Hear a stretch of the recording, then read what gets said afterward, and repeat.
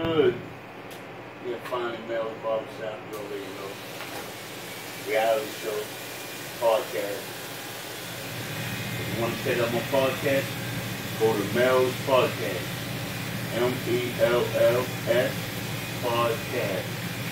We're filming live right in the shop. Uncut. Sometimes, I don't know, some stories, if you're scared, you might have to close your ears. You know, I ain't got one of those. But under them barbershop, my barbershop live. You know, back. But we also got the gentleman barbershop for the ladies and the kids. What days are those? But check it out. Somebody walked in my shop today.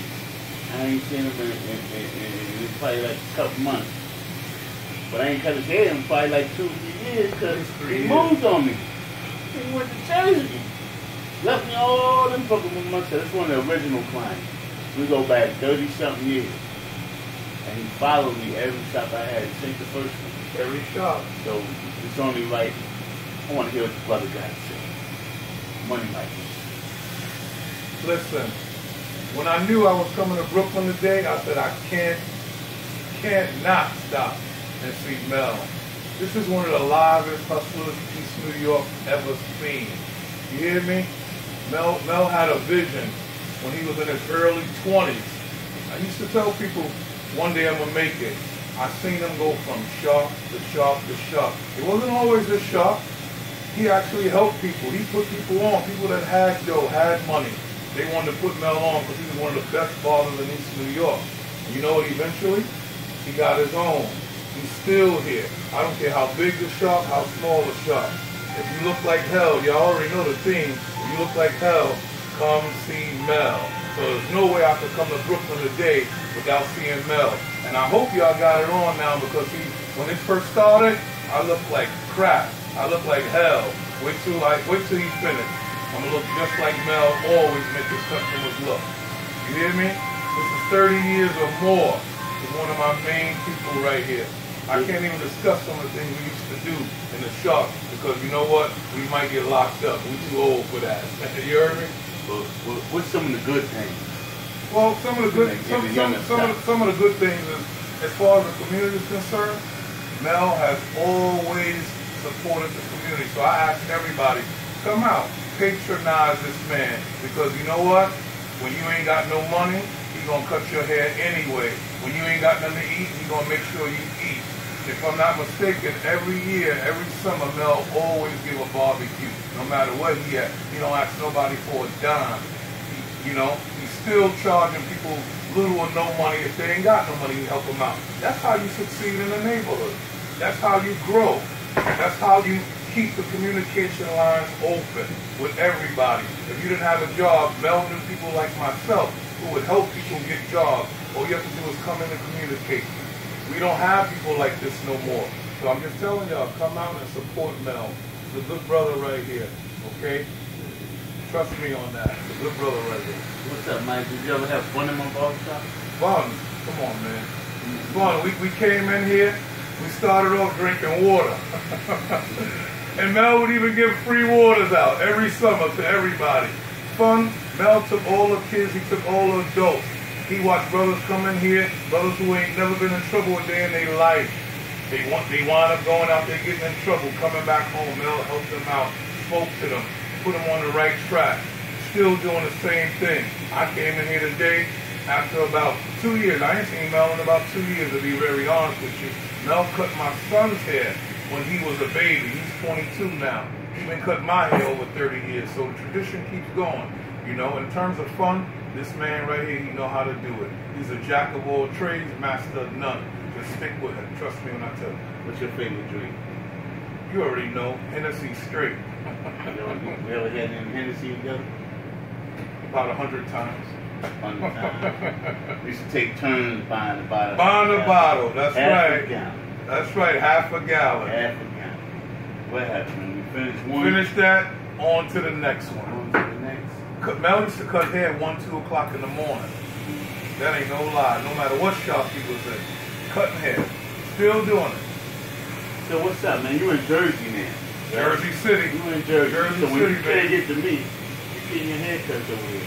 Being honest with you, when I can't get to you, I mess it up myself. I got this one brother out there, his name is, we call him Slick Willie, but he ain't nowhere near you. He probably, if he see this, he gonna get mad at me, but he ain't close to you. I had two barbers in Brooklyn, Mel and C, but Mel was the best. He's still the best. Cut my son's first haircut. I am the best. I had to speak in there right quick. So listen, we ain't never gonna change that theme. If you look like hell, no matter where you at, come see Mel. That's the theme of the day. Oh, that's a book coming out soon too. Oh, word, you got a book coming out too? You see what I'm saying? He's still doing big things. You know what I'm saying? You gotta read that. Not only he big Mel, he's still doing big things. I remember when he was small in stature, but he always been big in mindset. Ooh. You heard me? Yeah.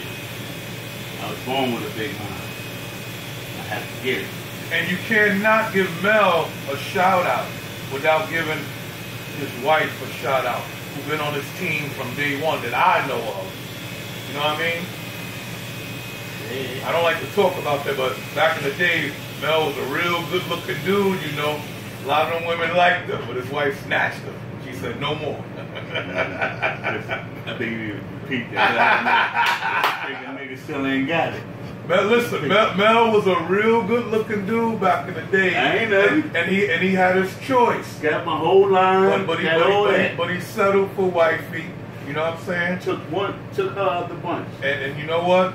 Whatever came with the program, and Mel's a good man. He'll help you take care of your kids, his kids, whoever kids. He always been like that. He's a good man. I'm telling you. I know him.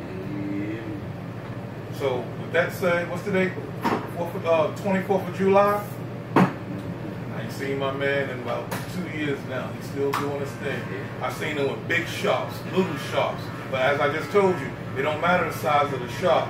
It's the matter of the size of the mind. He always had a big mind. That big shop I had, tell me about that one.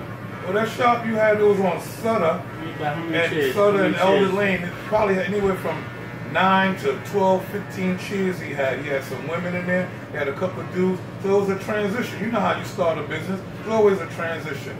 And Mel tried to work with everybody over the years. Everybody. Some people stuck with him. Some people didn't.